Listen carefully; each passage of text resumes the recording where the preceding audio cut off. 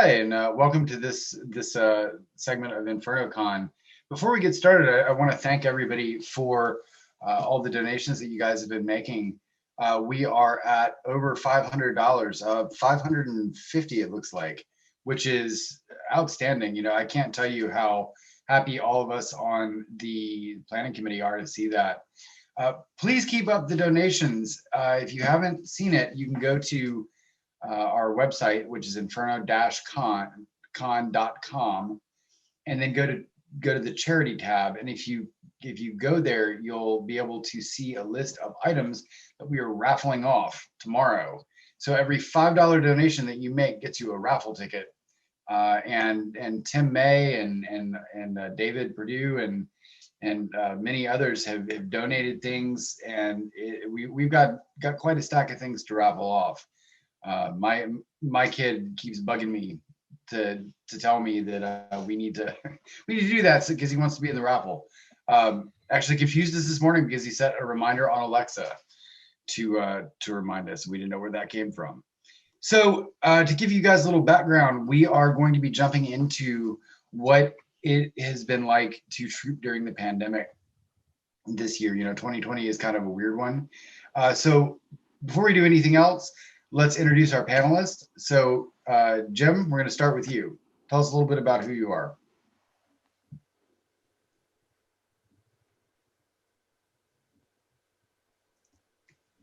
Yep, I think we can hear him.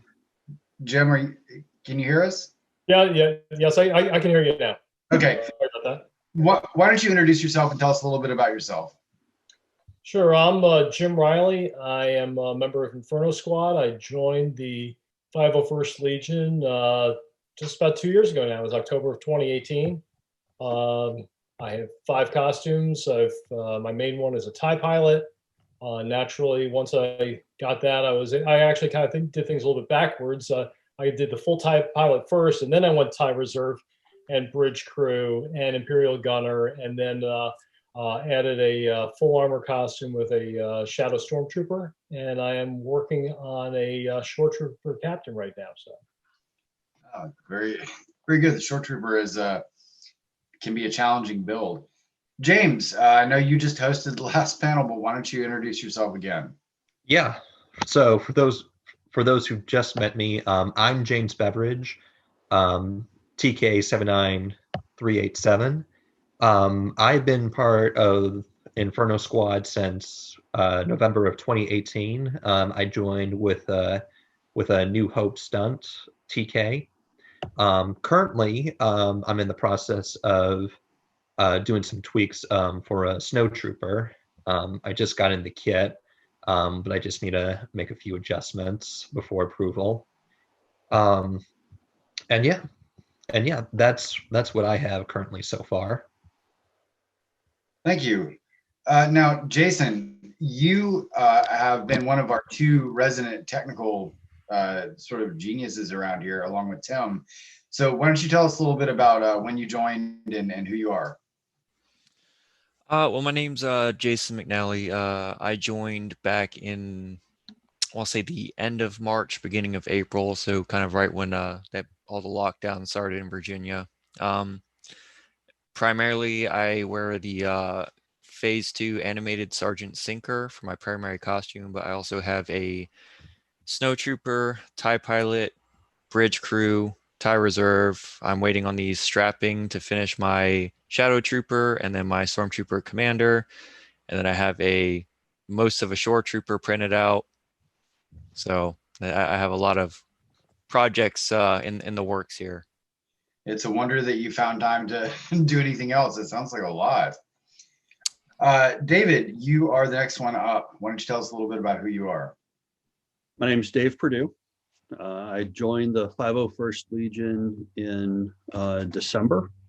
I currently have a Force Unleashed Shadow Guard, a 181 TIE Fighter pilot, and a staff officer. For those of you who don't know, David and Jason have been the ones who have done a lot of work planning our photo shoot tomorrow, which you'll be able to see right here. We're going to be streaming trooper interviews and various exciting parts from that, and we're excited about it because it's one of the first in-person things we've gotten to do here in a while. So we're going to jump right in, and the first question that I'm going to ask you guys today is, we all know kind of how this is unfolded.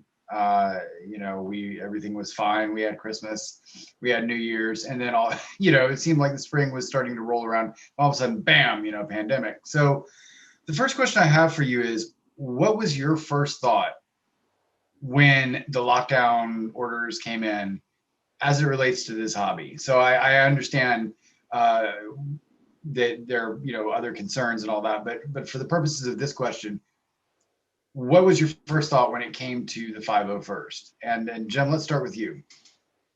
Well, it's kind of funny because I had just gotten my Shadow Stormtrooper approved, and I was getting ready to wear it to my very first event. My wife's actually a kindergarten teacher, and her school was going to be doing a STEM night, and they invited the 501st to participate at it. And so it's like, great, I get to wear my Shadow Trooper at my wife's school, and that's a great way to do this and everything. It was the very, very first event that we had to cancel, and so in that sense, it was really personal for me. In that this was something that I was doing for my wife's school and everything else, and the new costume. So I was disappointed. We had just done some troops not long before that. There was a big one that we did at George Mason University at a basketball game in mid-February. It was televised on NBC and everything. It was a great experience. I was just kind of really looking forward to a great year of trooping, and with new costumes and everything. And 6 months later, I think it was 6 months to the day, was the next time I actually was able to troop, and that was for one of those virtual, well, not virtual, but a drive-by. But we'll talk about it later on. But yeah, it was something. Now, Jason, you're a relatively new member. What was your thought when you found out that in-person trooping was going to be kind of hard to do for a while? So I guess I kind of have a different perspective on it, just because I didn't know anything else. I hadn't done any in-troop or in-person troops before. I joined right in the middle of the pandemic, so I don't have all those big events to pull from, and then have to do a massive adjustment to the culture of trooping and whatnot, and all the new safety features and all that other stuff. Because everything that was happening is kind of just learn as we go, and I just happened to join at that time. So I guess I have more of a unique perspective on that, because I was kind of there from the ground up when we were trying to figure out what we can do, what we can't do, how we can try and make things work. So yeah, that probably is a unique perspective to have coming in. Then seems like it would have been challenging. So David, you do some trooping things and some costuming things with your family, I believe. What was your first thought when all this started, and how did that relate to how you and your family do things? Well, I honestly, my first thought was crap, because we were getting ready for the St. Patrick's Day parade.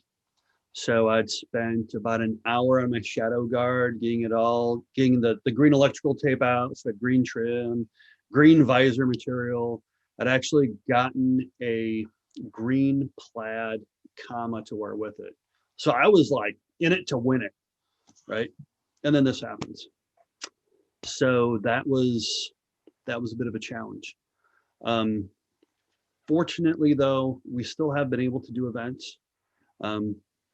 One of the first events that we did, and this really was, I'll call it a labor of love, but we got the whole family involved in the morale videos that we did. My son,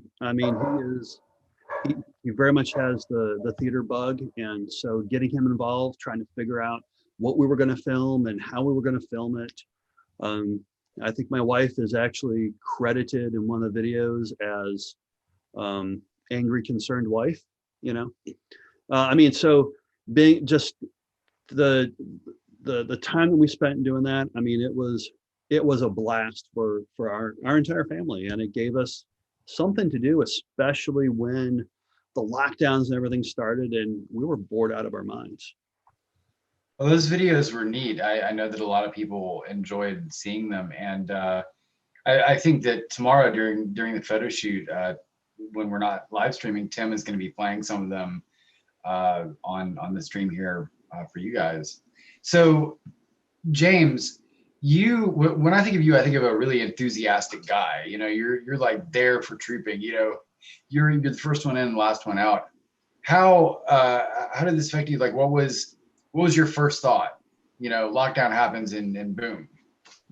You know, to be honest, I kind of had more of a naive, sense of optimism in terms of, how long the lockdown would occur. My last major event before this all went down was KatsuCon, and I really love the con scene. Meeting everyone, seeing all these people coming in with their various costumes. They even had a special Star Wars photo shoot that I got to be a part of, and that was a lot of fun. Um, and we and I was looking forward to to the next big cons coming up later in the year, like Awesome Con, Fairfax Comic Con, Star Wars Celebration.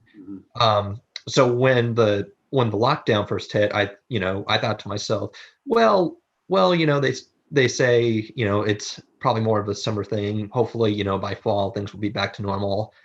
But as the weeks went on, it became less and less of a sure thing. And where we're at right now, the reality of everything is firmly entrenched. But with that being said, when word of like the smaller sorts of events start popping up, like the drive-by parades, the video birthday messages, that we were asked to do.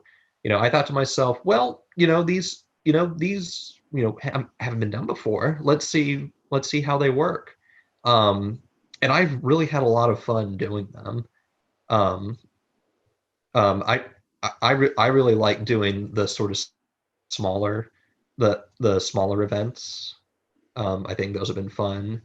Um, and I think like the enthusiasm that people have when they see us is still there. Um, you know, our our the way that we do things has changed, but the mission, still remains the same. And if we're still able to do that, I'd say, if there's an opportunity, if I'm able to do it, sign me up. That's kind of attitude that we're very grateful for here. So while I was listening to you guys, and I got 4 answers here, and the common thread that I heard in all of them was that you've experienced some sort of loss. There's been something missing, and I've heard that sentiment echoed over and over again from people in the costuming community and in our squad. They feel like part of what makes them who they are is not available. So I'm curious, how has missing this time affected you personally? Have you had issues that with like I'm missing something, I need to find something else to do, or have you decided instead to kind of throw yourself into prop building, looking to the future? What have you done? Have you experienced this sense of something missing, and what have you done to kind of work with that? So Jason, let's start with you. I mean, I think on my end, I want to say I might have signed up for every single event that we have gotten so far. I think maybe bar 1 or 2. So I've just been trying to, do the events that I can do whenever they pop up, just try and stay positive and, just keep waiting for the next one to come in, make sure I can clear my calendar and just keep busy. I do 3D printing and all that stuff as far as props and costumes. So when I'm not trooping, I can devote more time to that and make stuff like, an e-web. So now for our photo shoot tomorrow, the garrison will have an e-web to use for a prop. So it's just, keeping busy, just being mindful of the things that are coming down the pipeline. Like James said, the mission itself hasn't changed. We just need to find a way to adapt and adjust in the best way to make sure that we are still helping those that, we're supposed to be out there helping. Yeah, I know for my family and I mean, we made a mention of the morale videos that we did, but my son and I, it was taking some time and hitting up some Google and YouTube videos and trying to figure out, I mean, how to edit videos, right? I mean, that was something that we never did before, and just amazing at the different tools that are available and how easy they are to use. And the same thing again, using Photoshop to, snap a picture of, pick a kit and take the background out and go ahead and throw another background in it. I mean, that's we've kind of taken some of these things that we needed to do or wanted to do in lieu of trooping and taking the time to try to figure that out.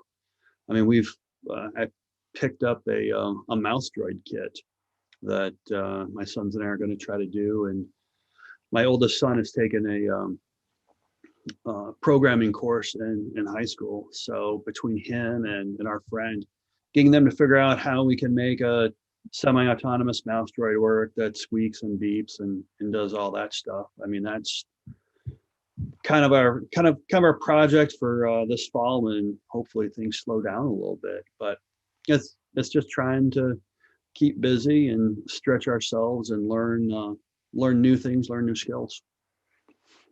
So. Sorry, I had a little internet connection problem. Can you guys kind of where we are?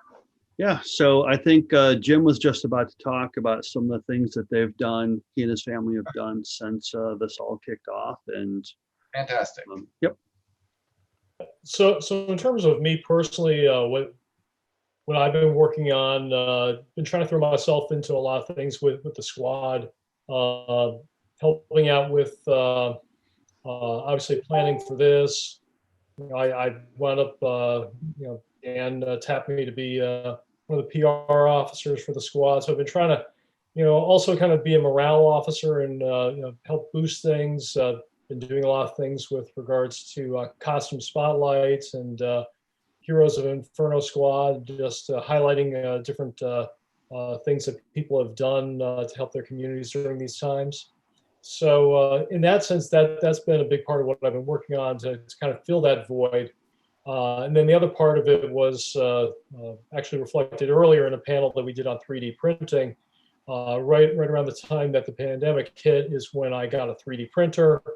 And so I started learning that and doing some builds. And so I've got some short trooper parts over here, got some Mando parts for my kids over here. So it's been something. There have been things that we can do that we might be able to focus on more now than we would otherwise. But fortunately, once we were able to get back to doing some of these socially distanced troops, that has certainly been a welcome return to some normalcy.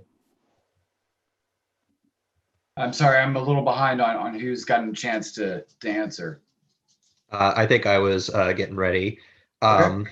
One of the things that I've been missing have been the armor parties. When I first started, and I think pretty much when most people start, the armor party is a great place to start.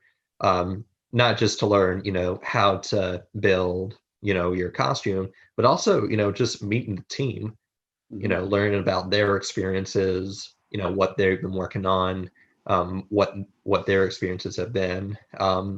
So a lot of the camaraderie I've been missing. But thankfully, over the past year, we've been having these cantina nights over Zoom.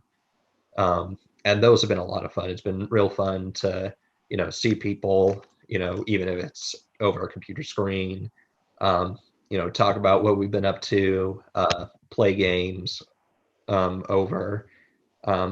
that's been a lot of fun.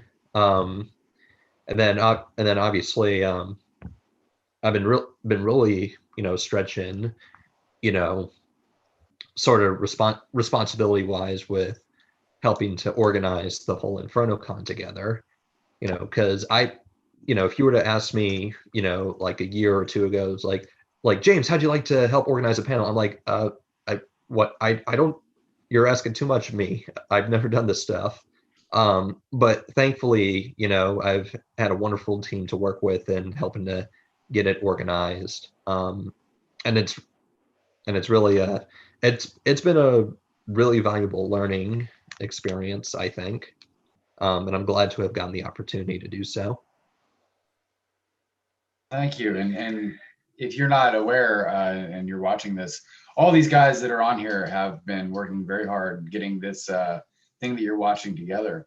At this point, I do want to just mention we are at $551 for our Make-A-Wish donations.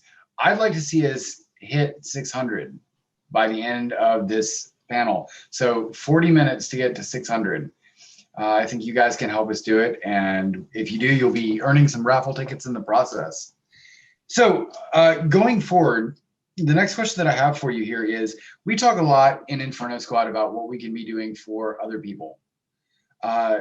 We've kind of been encouraging people over the last year to look outside of themselves and try to lift other people up. So when we have the opportunity to go out and troop, whether it's a drive-by parade or do a video or what have you, how important do you think that is to the community?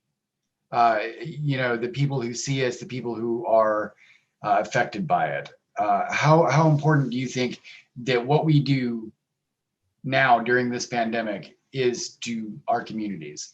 And let's start with David this time. Well, I mean, look, I don't want to make it sound like what we do is world shattering, world altering, but by any stretch of the imagination. At the end of the day, we dress up as our favorite plastic spaceman, right? But I mean, it's the ability to make people laugh, the ability to make people smile, especially with everything going on. I also don't want to downplay the effect that we have in giving people just a little bit of joy, a little bit of smile to get through the day. I mean, whatever. We've talked about the morale videos. Absolutely. I mean, I share those with all of our friends and family, and I've had people call me up just laughing about it.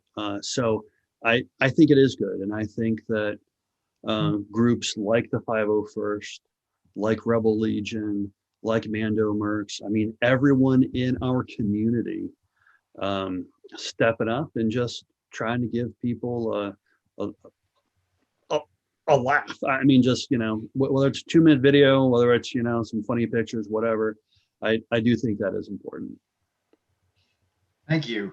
Now, Jim, you are one of the guys who does a lot of our public facing stuff. So you make posts, not just to our squad, but to other outside, the general public. How important is, how important do you think what we're doing is to other people? Well, I think in normal times, it's fairly important, especially depending upon the event. Obviously in these, I hate the word extraordinary, but these are extraordinary times. Any kind of sense of normalcy or something that is out of the new ordinary is certainly welcome. And so when we're able to do something, whether that's online or in person in a socially distanced way, I think it's having an even greater impact than what we normally did. I mean, none of us, with maybe the exception of Jason, signed up to troop during a pandemic.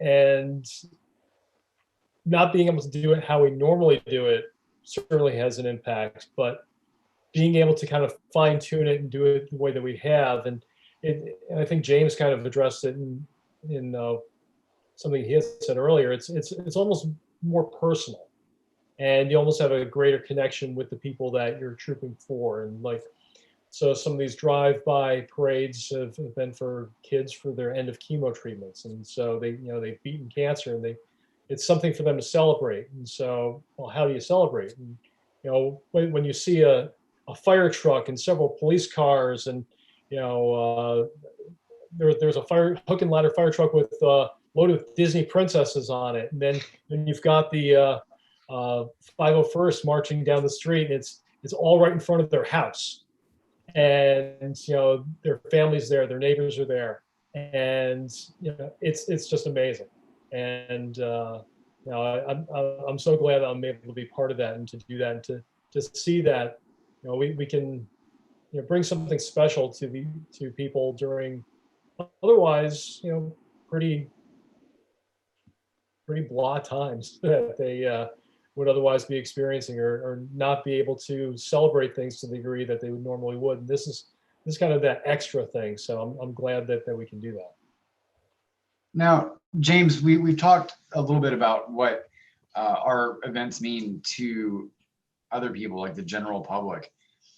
What do you think that our trooping and our videos and things like that, what do you think they mean to our members? The people who are part of our group. Is that something that you think is important to them? Have you found that important for yourself? I think so. I know a lot. I know there are a lot of members, who feel the morale decreasing, just with everything going on. But I think, the stuff that we do is important to show that, they don't have to necessarily, wait things out. If they want to help out with the cause, they are more than welcome to do so, and we welcome them. And I think Definitely.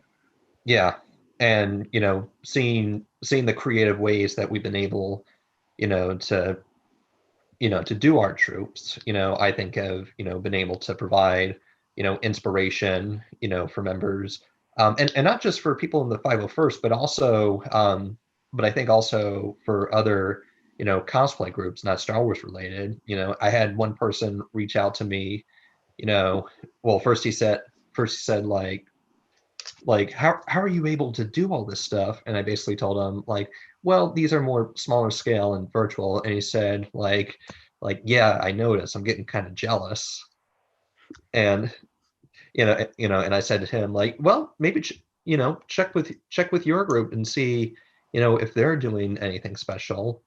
So I think what we do can sort of serve as a template for what other cosplay groups might want to do, and how they want to serve their community. That's a good perspective. I hadn't thought of it that way myself. But that's I think you make some very very good points there. Now, Jason, we're going to finish this round with you, and I know that every time we've had one of these drive-by parades, it's almost a guarantee that we're going to see your Jeep rolling in there somewhere. How important has it been for you to participate in things like that? I'd say it's extremely important, more probably now so than before, because as I believe Jim was saying earlier, you have these kids who, finish their grueling treatments, and, traditionally they ring the bell, to celebrate, they have a big event, and now you're trying to tell the, 6-7-year-old or, younger, like, hey, we're sorry, we can't have, any kind of gathering, can't really celebrate, maybe next year or the year after. It's something that they really can't process or understand. And I just think it's more important for us now more than ever to get out there how we can. You see the Jeep coming down the street with a stormtrooper waving from the back. It one of those just kind of, eye opener things. And like Jim was saying, you have the fire truck a couple weeks back that had all the Disney princesses, and, we were following up behind them, or actually in front of them, I believe. And, just seeing all the kids' faces, and not just the kids. I mean, we've had events where, people have literally come out of the restaurants to come and wave at us, come out of their houses. I believe we did 2 passes for one event, and the first time this gentleman was just waving from the window. The second time he came out, and I think he was wearing like a Star Wars shirt or something, and it's just amazing how something as simple as doing one quick lap around a neighborhood, waving to kids and stuff can, kind of just lighten up everybody's day in the entire neighborhood. So I definitely think it's really important to still be out there and, try to do what we can where we can. Well, we're going to pivot slightly here. And obviously, one of the things that we've all been working really hard on is making sure that we protect ourselves and others. So I'm going to start with David this time. And the question I have for you is, what is the most important safety precaution that you take before or during a troop? So I'm pretty fortunate. My shadow guard and my TIE pilot both have a baklava underneath the kit or underneath the mask. So I have a mask to wear underneath my plastic helmet, so that's pretty good. The biggest thing that I got burned on, especially the first time, I have leather gloves. The first time I went to take them off, I took them off like I always do, by putting the fingertip in my mouth.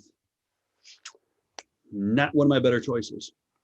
But again, it is, I'll get my stuff home. I spray everything down with Lysol, hand sanitizer, just try to keep up the coverings that we have in our kits, keep those clean and keep them square. Okay, thank you. That's an answer that makes sense to me. I think we've all experienced the sort of involuntary habits, that get us in trouble. I know that's been something we've all had to relearn. James, can you tell us about something that you feel is, one of the more important safety precautions that you take? Yeah, so I think more things that I've had is making sure to have the now because I'm a TK, you would think, oh, you can just wear the helmet, that'll be good enough. But I think I you have a helmet on. I think it's still good to have that extra to so that you're protected, but also others. Yeah. It is a little bit to wear the mask and the helmet, because sometimes, like, when I'll put the helmet on, the mask will slip off. So I just got to make sure when I take the helmet off to make sure that the mask is back in place. And I think it's also important too that, when we do have the helmet off, we are setting an example for others, so that they know that, we're taking, our situation seriously. So, Jason, is there anything that you do during these events, either during, before, or after, that you feel like is a kind of a key thing to keep yourself and other people safe? Well, I'm very similar to David in the regard of wiping down all of my stuff. I mean, I primarily wear the clone trooper outfit, which is pretty much head to toe, everything's kind of sealed up. But yeah, I mean, just making sure you wipe everything down. As far as beforehand, there's not really too much additional prep that I need to do, because when everything comes on, then I'm kind of sealed in there. During the troops, unlike David, I do not have a 6-foot lightsaber pike or social distancing prop, as he calls it. So it is a little bit harder, because especially with, like, you have the Clone Wars cartoon, and you have these the clones, I guess they're more out there now, so the kids can kind of recognize them more so than before. So they want to come up and run up to you, take a picture, try and get a hold of your blaster or something, just so they can hold it and stuff like that. So it's definitely been a bit more challenging, because you have to be more observant than you already were, especially with the little kids. But it's just been a learning curve, just trying, when they stand there for the photo, you kind of just take a half step back or something like that, just little things where you're not coming off as trying to be rude or anything, but you're just trying to create that little extra bit of distance. So Jim, have you had a similar experience to that, where you're at some of these social distance troops that we've done, and you find that others aren't always careful of the space? I think for the most part, people are. I really can't point to any experiences that I've had where people have kind of not abided by social distancing. In terms of anything that I have done that I might not normally do, just I've been doing trunk changes. So I'll change into my TIE Pilot kit in my car, and that way I can allow other people, if they're inside, to have that extra space that they may need in order to change. Fortunately, the TIE Pilot's a much easier change than a lot of others. Unfortunately, that has prevented me from wearing my Shadow Stormtrooper yet. So we'll get that debuted at some point, but for now I'm sticking with the TIE Pilot, since between the flight suit and the boots and the gloves, that's all pretty easy, and then the armor goes on, and then I can just put my helmet and hoses into the chest box. So it's something I can get dressed on my own with, and so those are kind of some of the things that I've been doing just to take precautions. But people have been pretty respectful. I mean, even when they do photos, if they come within 6 feet, they keep their masks on, and we have our masks on, or our baklavas or whatever. So and that's all underneath our helmets. So I actually did get a couple of face masks that match armor helmets. So I have a TIE Pilot face mask, and I have a Shore Trooper face mask. So. Very nice. That's yeah. I think I've seen some of the ones you've showed up on Facebook. So yeah, at this point, I just want to let everybody know we are at $580. So we are $20 away from 600. We've got 20 minutes to get there, and I think not only can we get to 600, but we can exceed that in 20 minutes. So if you have not taken the time to donate and are going to, this is a great time to do that.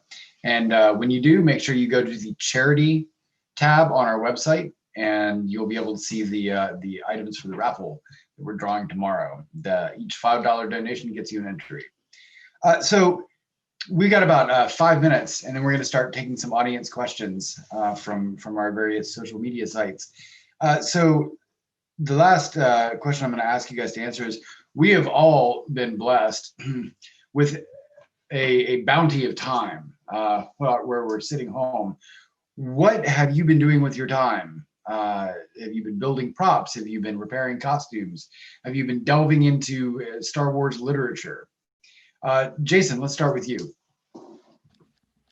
I mean, primarily just 3D printing. I had a whole bunch of costumes that before I joined that I had set aside that I was going to start working on, and then I was like, okay, well, maybe I want to start working on this one. And I guess the only positive aspect to the pandemic is I've had more time to focus on knocking out all these different kits and learning some new skills, such as 3D printing, and slowly getting better at painting and doing finishing and stuff like that. So now I'm gonna ask here. So I know that you've been working on a particular project. Do you have that handy that you can show us? Yes, one moment. I can at least show the top part there. Okay, I know that I'm cheating a little bit here, because I know that somebody had asked in one of our chats, who was one of the people watching the panels, was very interested to see this extremely large project that Jason has been working on. So I'm going to let him do that, and we're going to jump to Dave. What have you been doing with your time? Well, I mean, I did pick up, put together and get approved my 181 TIE pilot. I've picked up a mouse droid that we're working with my son and a friend of ours to figure out if we can make a semi-autonomous mouse droid that'll zip around on its own and not run into people, as well as make all the beeps and squeaks and all that kind of stuff. Happy Trooper had a great tutorial on how to make a sound glove. So my son and I built one of those the other night to use, and so we're just trying to keep busy with just some little projects and things that we can do. Well, on the plus side, if the mouse droid you're building runs into anyone, you probably won't need the squeaks and squawks. You'll get that from whoever it is. James, what have you been doing with your time? Well, first I want to ask, can you guys hear me okay? Mm-hmm. Oh, Yeah. okay. Yeah, because I know there was a bit of a hiccup last time. In terms of what I've been doing, so aside from trooping, Star Wars related, I did get this book. I don't know if you guys can see the Star Wars Galaxy's Edge Guide to Batuu. Okay. Oh, come on. I don't think the book's that bad. Yeah. Yeah, because originally, like with Celebration supposed to be this year, I thought, yes, I get to go to Batuu for the first time. But obviously that didn't happen. So I figured, well, if I can't go to Batuu, I'll get Batuu to come to me. And it's a really cool book. Sort of gives it's a really cool. I mean, it's a pretty cool guide, as to what to find in, Galaxy's Edge. But I like all the lore that they put in there to flesh it out. Gives it its own story, which I think is pretty cool. And then I recently got Star Wars Squadrons. Haven't played too much of it yet, but what I played so far is pretty cool. Really brings me back to Rogue Squadron days when I was a kid. All right, Jim, you're up. What have you been doing? Well, as I said, I picked up 3D printing, and so what I've been doing is I've been working on a short trooper costume for almost 4 years now. That was the very first costume that I purchased, and unfortunately, it was one that came out prior to Rogue One, so it needs to be heavily modified. So I've been printing a number of pieces. So I've got a short trooper shoulder bell and bicep and forearm piece there, and so I've been trying to do all that. And then I'm going to be printing. So I'm building the short trooper captain. But Battlefront 2 had some new short trooper variants come out, and I saw that if I just printed a couple more pieces out and painted them a little bit differently, I could have a short trooper specialist as well. So I've been working on that. As far as books, I got Thrawn Ascendancy. Highly recommend it. Excellent book. Really enjoyed that. I tore through that in just a couple days. It's really just kind of been fascinating to see the development of the character and the author over a course of nearly 30 years. I mean, the first Thrawn book that Zahn wrote came out in 91. Mm-hmm. And so to see how he changed from kind of like this villain to kind of this anti-hero, almost hero, it's really fascinating. So I've been enjoying that. And sometimes like I'll even go back and read something really old. So I read one of the original Brian Daley Han Solo novels, Han Solo at Star's End. And that came out in the late 70s and is extremely surprising how well that has held up and how many things that were incorporated in that book have gone on to be used in later books that were obviously first legends and now newer books that are now canon. and even in movies and TV series. So it's been fascinating to check that out. And speaking of that, I picked this up here, this Solo Tales from Vandor. And there's a short story in there. And of course, everything since Disney took over has been canon. And there's a short story in there with the droid from the Brian Daley novels, which canonizes the entire Brian Daley Han Solo trilogy. So it's kind of been fun delving into some of that stuff. I'm going to jump in just real quick, and I want to thank the people who've been watching us. We hit 600. That is remarkable. So a very nice job. And Jason, I see that you have your toy there. Why don't you show us what you have? Well, the best I can, at least. All right. So it still has a lot of stuff that needs to get added onto it. See if I can actually get most of it in frame. No, I cannot. So the tripod is back there. As you can see, I have the holes that are kind of going into the side. That's where like the little rod goes in through, and then you have like the handle. So when you put it down on the tripod, there's like a little catch, and then the rod stays inside the catch, and then that allows you to swivel and then have a little degree of up and down. So. Wow. I think that's impressive. When I say, yeah, that's very impressive. We look forward to seeing that in events in the future. So I've got a couple audience questions I'm going to ask you. So the first one is, what is your role as a trooper during the pandemic? What do you see yourself? What are your responsibilities? What do you need to be doing? So, are you a cheerleader? Are you a, action figure? What are you there? What are you there to do when you go to these places and do these videos and things? So, James, let's start with you. Yeah, mostly what I do is I'm usually, out there on the front lines, as a trooper. It's one of the things, that I like to do.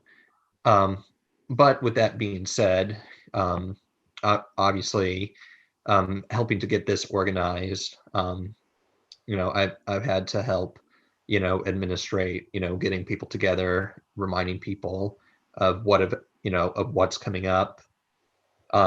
So, I guess you could really say, I am whatever the job requires me to be. That's a good answer. Now, Jim, I wonder if you have a different answer, because you do so much of our public facing stuff. What do you see your role as being, in the 501st and Inferno Squad at this point? Well, I think it's kind of multiple aspects to it. One part is trying to bring those smiles to people's faces, even if it's just a quick smirk as they are scrolling through Facebook. They see something, hey, that's pretty cool. And even if they just hit like and then move on, it's something better than the person not having anything at all to take a moment to enjoy. Another part of it, I think, is laying the groundwork for recruiting and seeing people go, hey, that's really cool that they do stuff like that. I wish that I could do something like that. I wonder how I could, be a part of something like that. And especially when they see us do things to kind of brighten other people's days, like with these various walk by, drive by parades there for the cancer treatments and things like that. Anytime that we can raise awareness about what we do or raise funds like what we're doing today, just getting that word out, because you can do all the great work in the world, but if people aren't hearing about it, then you're losing a great opportunity. So that's why I've been trying to push this out as much as possible. I mean, it may infuriate some people how much they see posts about InfernoCon, but I would rather do that than miss the opportunity to engage with people. Well said. Dave, what do you see your role as? Well, I think fundamentally, the 501st was established as kind of an ambassador role. I mean, that's really what our calling is. We are supposed to promote and put out, our love of Star Wars, and um, through and advanced charity work through our cosplay. I fortunately I think we have the opportunity through those events to be cheerleaders, right? To um, celebrate with people at the high points of their life. To like everyone has said. I mean, take the time and give somebody a smile. Give them a reason to smile. Give them just a little bit of something going on. But regardless, regardless of what's going on out there, our job hasn't changed, right? We're still supposed to be ambassadors. We're still supposed to put a good step forward and move the Star Wars fandom forward, and help expand it, and really make people smile. Jason, I know that in your work with putting together InfernoCon, you were very interested in how we would be able to support things like Make-A-Wish. Is that kind of an extension of what you see your role being in the 501st right now? Yeah, that would almost say it's just about exactly what David said. I mean, we are ambassadors of goodwill, right? We take all the things that we love, similar to what the women's panel said earlier, as far as, some of them just enjoyed doing, basic costuming and then got into Star Wars costuming. Just little things like that where, now you have a community where you can still do all the things that you love and you enjoy, but you can also put that towards doing some good, giving back to the community, right? So it's kind of like the best of both worlds. You get to do all the things that you enjoy while also helping out other people. I mean, it's not too many things out there where you can, say that. So I that's what I would say my role is, just again, kind of get out there and, just positive attitude, try and help, uplift other people's days and spirits and whatnot. And, just again, try and get everyone on board and, just push the message forward. That's a great answer, and thank you guys for your time today. So I have one last one for you. We got about 3 minutes, so what I'm gonna ask you for is a snapshot. And for those of you who are too young to remember what a snapshot is, we take a picture. Because we don't do that anymore. So I want you to think about the last 6-8 months during the pandemic time. Give me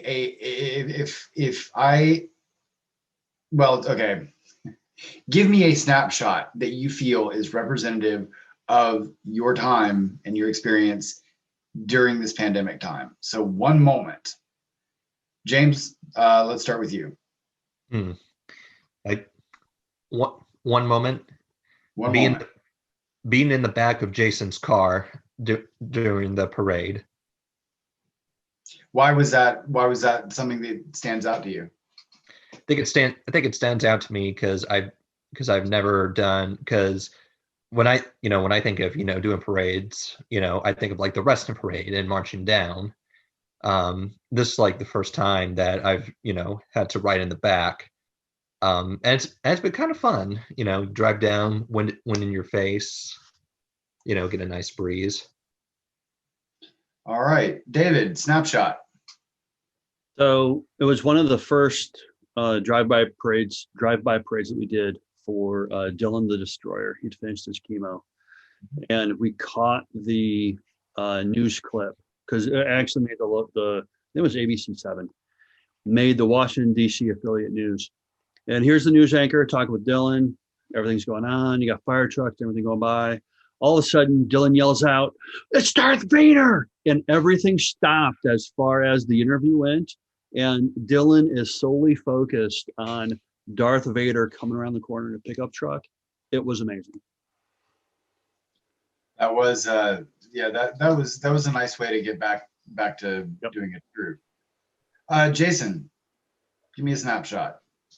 Well, I think that was actually going to be the one I was going to use because that was also my very first official troop. But I guess another one would be the last troop I did, which was a Histio, an event for Histio. I actually had taken a failed 3D print, mostly just because it was way too small for my head, and managed to, fix it all up, and then was able to give it to the kid. And I mean, just his face, and then the mother was almost crying. So it was just really good to again just combine different aspects of what we do, and just again give back. So that'd probably be the snapshot for me, aside from the one that David mentioned. That's a great answer. All right, Jim, what's your snapshot from this time? So the only two troops that I've been able to do since things have come back, both of them were parades for kids who had ended their chemos. And I was really disappointed I wasn't able to make Dylan's because the first troop I ever did was a troop for Dylan when Make-A-Wish had given him a send-off party before they went to Disney. And so I really wanted to do that for his end of chemo. But for these two other little boys that had their end of chemo treatments, just being able to do that, and when you walk by them and then, you can do the fist bump with them, and just, having that kind of contact with them with the fist bump,